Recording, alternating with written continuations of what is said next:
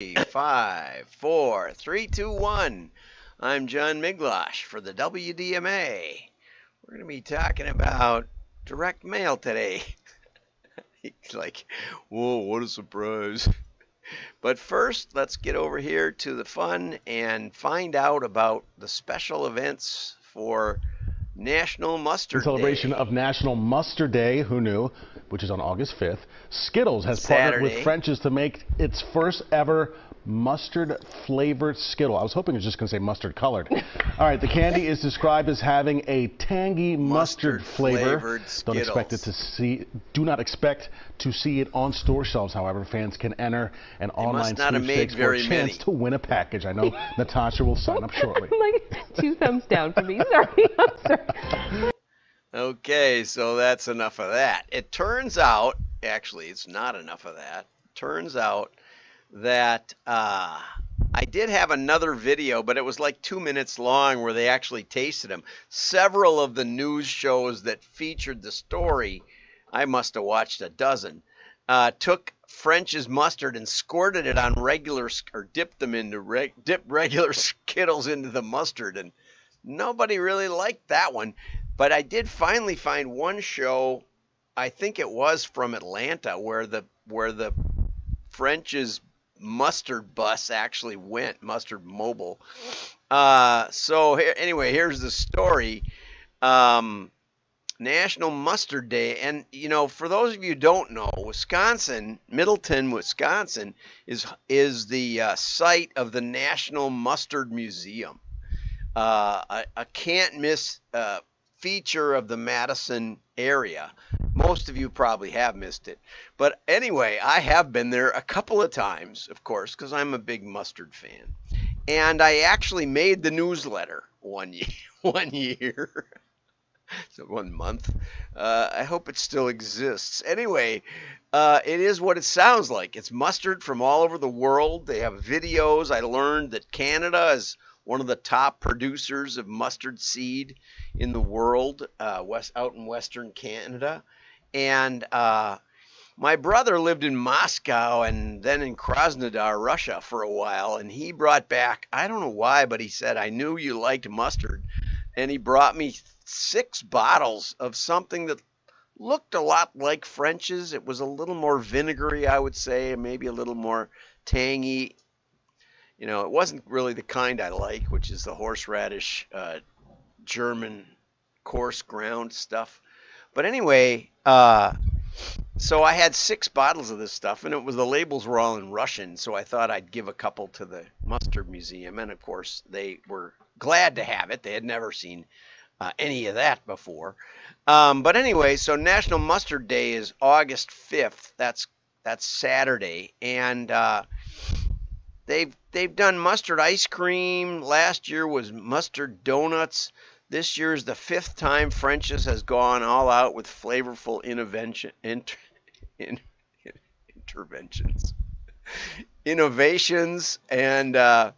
Vlada Koryat, North American VP for French's, said that we knew we had to outdo ourselves. Okay, but as I said, the people who actually got a taste of these, they're not that easy to get. You can go on their site and register to perhaps win a drawing of a package of these. It's like, come on, shoot, you ought to at least mail everybody who enters a package of little mustard. I had some jalapeno jelly beans, some Jelly Belly type stuff, and we gave them out as a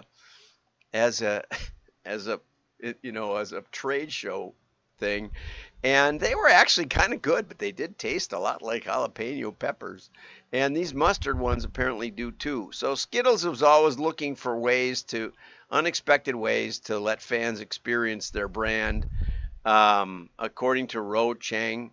So anyway, you can take that for what it's worth. Here's an excellent article, not long, by Bill Farquharson. No one drops you off at the top of the mountain. And actually it was called the Sales Mountain before I simplified the title. Interesting that it took out the word sales. So this coming weekend, in conjunction with National Mustard Day. Not that it's connected at all. It's what you call causal without it's conjunction without causal force. But anyway, there's the Pan Mass Challenge, where you start biking in the middle of Massachusetts and end up at the tip of Cape Cod, and maybe you have to bike home. I suppose you could. I don't know how. It says no one drops you off at the top of the mountain, but how do you get back down? I don't know. There aren't really many mountains on Cape Cod. I have been there, spent a week. It was beautiful. It's not as nice as Door County. I said to somebody last week, Door County is what Cape Cod wishes it were, but it isn't. Anyway, so Bill has done this ride 4 times, and they started it as a couple of buddies, 9 or 10 guys, started the Dana-Farber Cancer Institute donation program here, DCFI. They said, we're going to donate some money to you. They said, okay, whatever. Yeah, you can use our name. So the first check was $10,000. When was this anyway? 30 years ago. Okay, so 30 years ago. Been going for a while. And the 2023 goal was $70 million for the year. I don't know. I think that would buy a couple of MRI machines. I'm not sure if it would install them, but that's quite a mountain. So when I was training, Bill said, I taught myself a trick to beat the hills, those long, slow inclines that burn your legs. Now, I should show you pictures. My brother-in-law, Joe England, who I don't know if is even on LinkedIn, my brother-in-law is riding from Boston, I think, or out there someplace, or Maine, all the way to Seattle on his bicycle. And he had a few mountains, in the Alleghenies, I suppose it is, when you go over the Appalachians. The rest of it's pretty flat for a long, long time, although it's slightly uphill from the Mississippi all the way to the Rocky Mountains. It's not just slightly. It goes up a couple of thousand feet. But, so Denver, which isn't really in the mountains, is 5,000 feet, Mile High City. So you're going uphill that whole way. And then you get to the mountains. And I don't know if my brother-in-law Joe knows this trick or not, but he's almost to Seattle now. He's been riding since May, I think. And so that's pretty. He sends us beautiful pictures. But anyway, so Bill's trick. I don't know if Bill's ever really ridden up an actual mountain. Bill's trick is just focus on making it halfway. Don't worry about the whole thing, just half. And I don't know if Bill knows the Zeno impossibility theorem. Zeno proved that movement was impossible, because if you're going to get to somewhere, you have to get halfway. And then to get from halfway to the goal, or the destination rather, you have to go half that distance. And to go from that 75%, you have to go half that distance, which Bill points out. But there's an infinite number of halfway points. And so Zeno argues that you'll never get there. And you may not, but eventually you can just reach out and touch it. But it's one of those fun paradoxes when you're in first semester philosophy class. Anyway, so don't worry about the whole thing, just half. Now you're 75% done. Go half again. I kind of do that, every day I get up and I try to do one of these shows, and I think, well, just today. That's not that hard. People say, how do you have like 1,500 shows on YouTube? Well, you get up every day and you say, it's not too hard. And I'm rewriting my book. I'm putting out a 3rd edition, and, I try to write one case study a day, and I've been doing pretty well. I've got about 25 case studies, new to the book, and go half again. Scott Adams talks about having a system for regular production, for regular habits of success is more important than having goals, because any good goal, you only make about half of the good goals. It's kind of frustrating, right? And even when you make the good goals, how hard can you pat yourself on the back? But consistently working. In fact, McGregor, what was his name? Colin McGregor, the fighter. He said that he espoused Scott Adams' program. I think it was called How to Fail at Just About Everything and Still Succeed, was his book about this, Scott's book. I'll put a link to it. And excellent book. And he said, when you've achieved a lot in life, it doesn't work anymore to have goals, because you've achieved your goals, your big goals. So what you do is your goal now becomes to systematically do what it takes every day. Okay, so if you have challenging sales goals or other challenges in life, start by going halfway, then half again. Don't worry about Zeno. It's a paradox. Zeno's paradox. Each time you make it, that success spurs you on to the next part of the climb. It seems to me if you were going from middle Massachusetts, you'd be kind of uphill. It's pretty hilly as you go out west into Massachusetts, so maybe it was downhill all the way. That's another project or another approach. Take goals that are downhill all the way. Oh, nuts. I forgot I had another article here. Sorry. Okay, and this is by my friend Steve Falk, who's a supporter of the WDMA. And he put up an article on LinkedIn, direct mail use in the insurance sector. And he says, this is here's what experts in the industry, I'm not sure if it's the insurance industry or the direct mail industry, but here's what the experts have to say, debunking the digital-only myth. People think direct mail is dying due to digital marketing, but in reality, people are still responding to direct mail.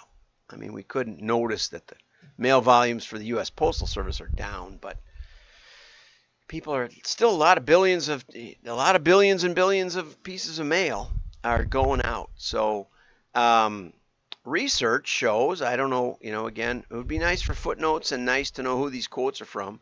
62% of consumers are motivated to act. I think that was a Royal Mail study over in the UK. Act upon a direct mail piece. Actually, it's much higher than that.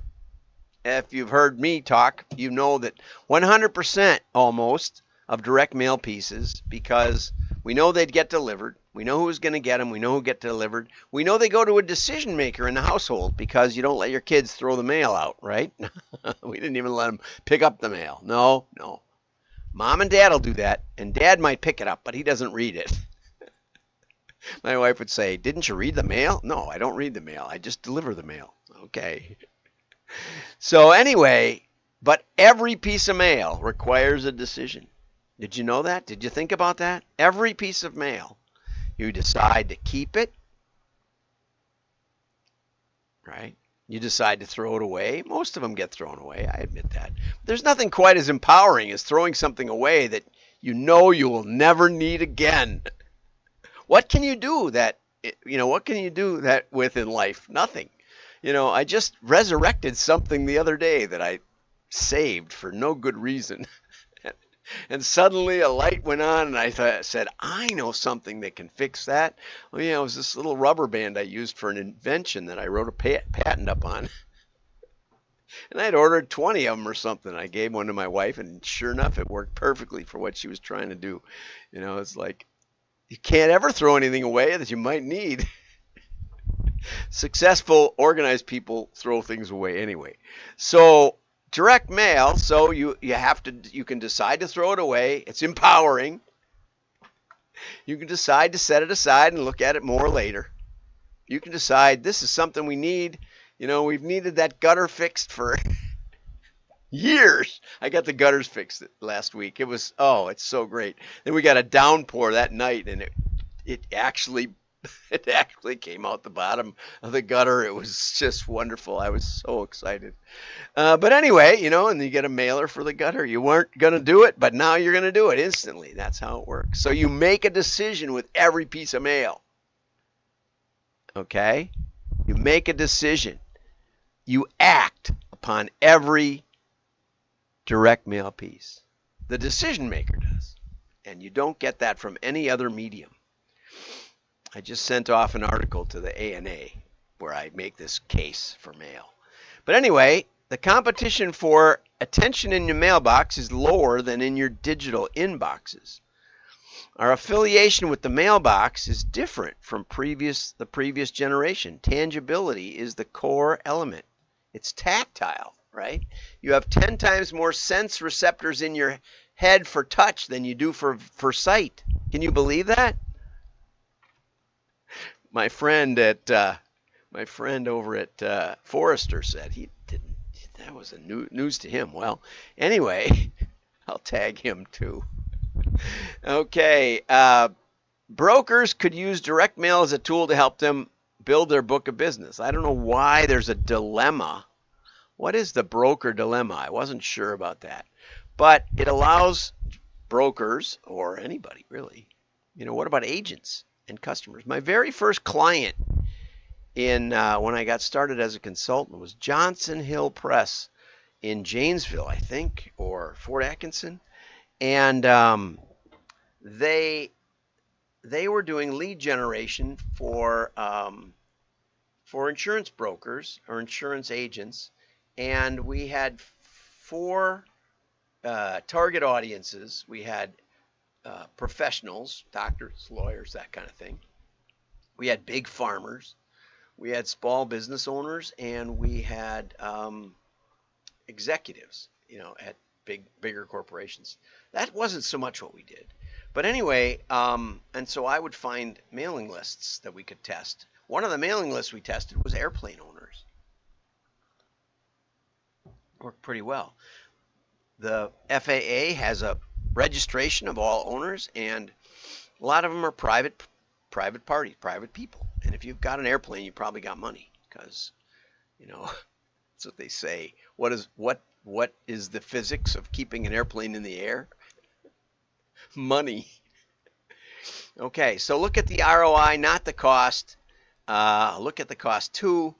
Direct mail supports the sales journey and can be used not just for lead generation, right? It's all, no matter what you're selling, there's almost always you sell more variety of product than the customer's aware of. Direct mail is the most enduring medium. It hangs around. Now there's one. That's from Ben Passmore. Terminal Van Gogh Limited. And creativity and innovation are crucial, but relevance is acted upon. That's a really good phrase. Again, I don't know who it's from. My insurance company does sometimes send personalized Pearl, a QR code with Pearl. This is from my credit card company. It says you can download the app, but I don't know if it's filled out personally to me. I haven't tried checking it. But the state, no, the Allstate, is it Allstate? American Family. I got it mixed up. It's my agent. They would send me information about other kinds of policies, and they would have a personal URL on it, so that when you brought it up on your phone, it was already filled in, because who wants to fill in insurance forms on your phone, right? So make sure it lands in the right hands best you can. You really can't target mail that much better than any other medium, although that's what they've been selling for the last 30 years. Integrated mail with digital can elicit 39% more attention, according to a Canada Post study. Okay, so now is the time to combine both channels. And in the U.S., we have informed visibility, which tells you, it's funny, it tells you it tells the printer or the mailer when the postal piece was delivered to each individual household. It's not, but informed delivery is when it tells the consumer when the mail came and what's in it. It seems like they should be backwards, but anyway, or they got the names backwards. But anyway, informed visibility lets you then email saying to your customer, if you or your prospect, if you rented the email connected to the physical address, it lets you say, hey, this is in your mailbox, go check it out. And those connections are proven successful. So have a great day. Like and repost. And thanks a lot to Vinny and others that have been reposting lately. Steve, repost this one. Bye-bye.